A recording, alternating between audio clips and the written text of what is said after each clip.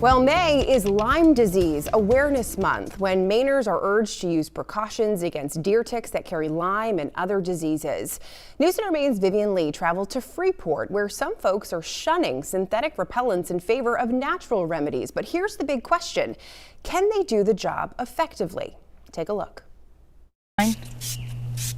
Before 4-year-old Anna Kelly heads for the swing set, her mother sprays against deer ticks that causes Lyme disease and other illnesses.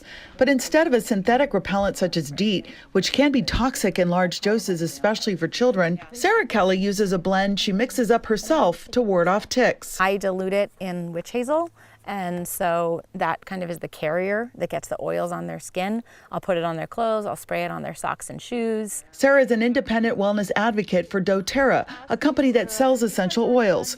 She uses oils derived from plants that can naturally repel ticks, including rosemary, lavender, cedarwood, and citronella. They're not going to choose my leg because it doesn't smell good. It's acting like a plant that they have no interest in being on. Now, there are other plants deer ticks dislike, including sage, marigold, and catnip. And you can plant them in your yard, especially around the perimeter of your home, to help keep them away.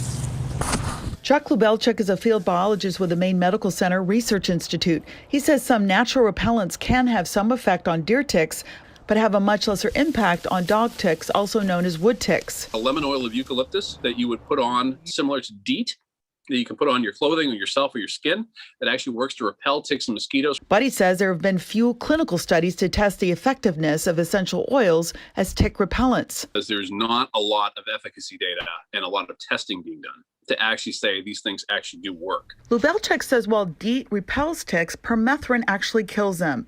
Permethrin, though, should not be applied to bare skin because it will cause irritation, but it can be very effective when applied to clothing and left to dry for 24 hours. Despite using natural repellent, putting down mulch and other barriers against ticks, this nature-loving family does find an occasional tick on themselves, underscoring the importance of doing daily tick checks from head to toe.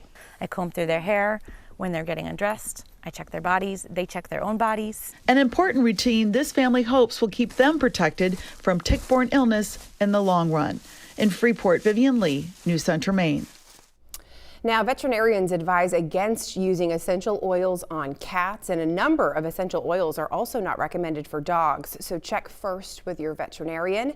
We have more information on EPA-registered tick repellents and other resources on our website and mobile app.